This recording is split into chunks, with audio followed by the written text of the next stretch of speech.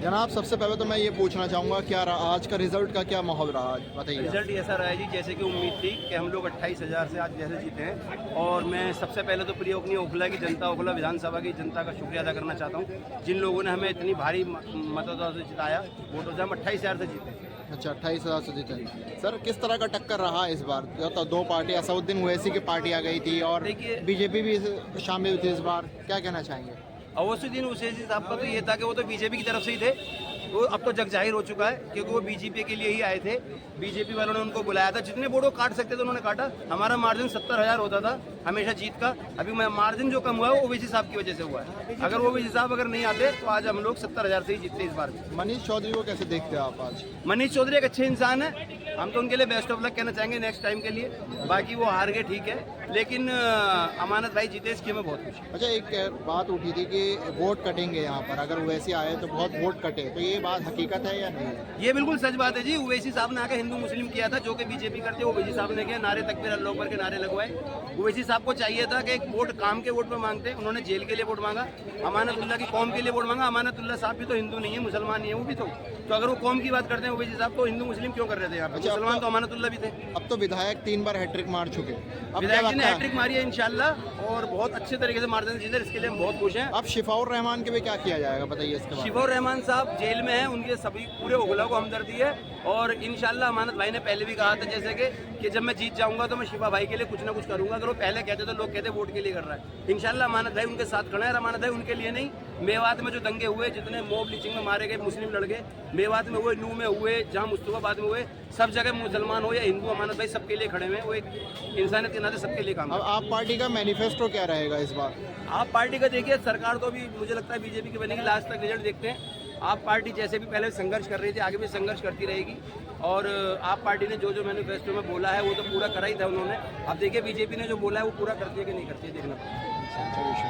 क्या कहना चाहेंगे, कुछ कहना चाहेंगे? अमानत भाई जिंदाबाद, आमिद भाई जिंदाबाद, आम आदमी पार्टी जिंदाबाद। कुछ कहना चाहेंगे आप लोग? अमानत भाई बस जीत की बात को बधाई देना चाहता हूँ, बहुत अच्छे मार्जिन से जीते हैं। और अमानत भाई बहुत अच्छे इंसान भी हैं, गरीब लोगों के हमेशा साथ खड़े रहते हैं अमानत भाई।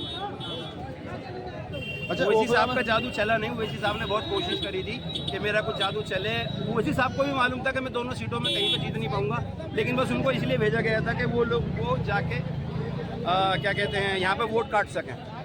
तो उन्होंने यहाँ पे वोट काटने का काम किया। उन्होंने बीजेपी को पूरा सपोर्ट किया है, इनडायरेक्ट वे में उन्होंने बीजेपी के वोटों को सपोर्ट किया है। और उन्होंने जितने भी वोट काटे, मुस्लिम वोट काटे, वो कहते हैं मैं कौम के लिए लड़ता हूँ। जहाँ जहाँ मुसलमान लीडर होता है, जहाँ ऊपर उठना चाहता है, वो उसी की टांग पकड़ के खींचते हैं। तो कहीं ना कहीं वो बीजेपी को सीधा फायदा पहुँचाते हैं। आज तो मैं कहना चाहूँगा ओवैसी साहब एजेंट नंबर 1 है बीजेपी की तरफ से, और वो ये काम करते रहेंगे। लेकिन इंशाल्लाह दिल्ली की जनता उन्हें समझ चुकी है। दोबारा दिल्ली में ना आए ओवैसी साहब, आपसे बस ये कहना है, दोबारा दिल्ली में इस तरह की हरकत न करें जो आपने बिहार में करी, अब दिल्ली में करी। आगे किसी जगह पे होएगा तो ओवैसी साहब का खंडन करेंगे और हम पहुंचेंगे वहाँ पे कि ओवैसी साहब जो बोल रहे हैं गलत बोल रहे हैं, ये सिर्फ बीजेपी को जिताने के लिए सब करते हैं। लोग परेशान, चाहे हिंदू हो मुसलमान, उसकी मदद की है और करेंगे, क्योंकि वो हमारे लीडर बन चुके हैं। शेर कौन है ओखला के? ओखले का देखिए, शेर होता जंगल में, कोई शेर नहीं, वो हमारा बड़ा भाई है, इस कौम का एक लीडर है।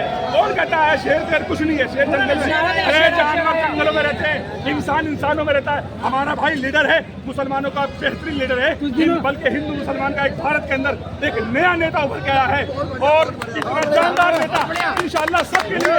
हिंदू, इससे हम गंदी राजनीति को खत्म करेंगे। हमारे हिंदू भाइयों ने हमें वोट दी, हमारे सिख भाइयों ने हमें वोट दी, हमें सब ने वोट दी, झोली भर कर वोट दी। अमानतुल्लाह खान के लिए आज देखिए ना कितनी वोट से। अरे मनीष भाई चले गए, हम तो उनको मुबारकबाद भी देंगे कि कोई बात नहीं भाई, हम आपके साथ हैं।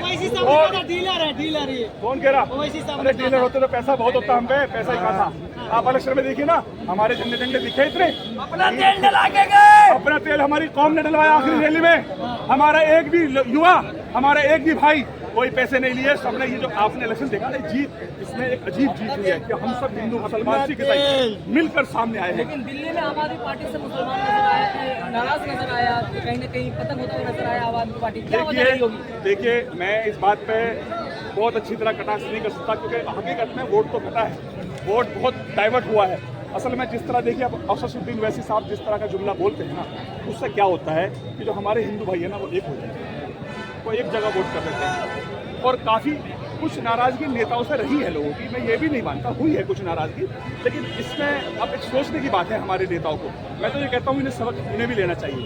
क्या आम आदमी पार्टी से मुसलमान नाराज था, जो कि मरकज के मुद्दे को लेकर? हाँ, कुछ हद तक नाराज़ था, कुछ हद तक नाराज़ था, ये दिखा है बिल्कुल।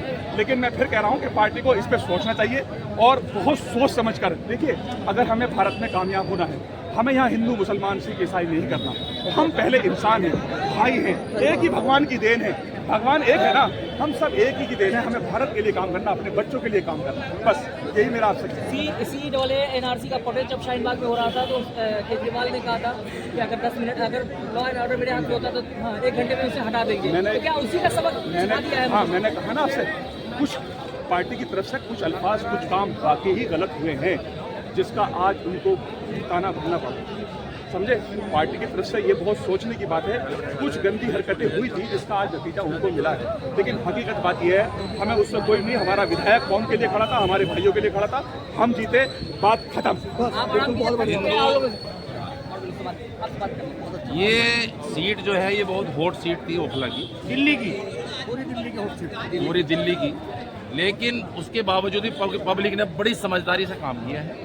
और यहाँ पे ये जो इलाका है, ये एजुकेशनल एरिया है। और दूसरी बात ये है कि अमानतुल्ला खान जो है, वो किसी हिंदू मुस्लिम सिख ईसाई का मामला नहीं रखते। और मैं बीजेपी से भी ये कहना चाहूँगा कि ये हिंदू मुस्लिम सिख ईसाई का मामला ना रखें। मॉब लिंचिंग वगैरह ये अगर ना करें तो ये सक्षम रहेंगे।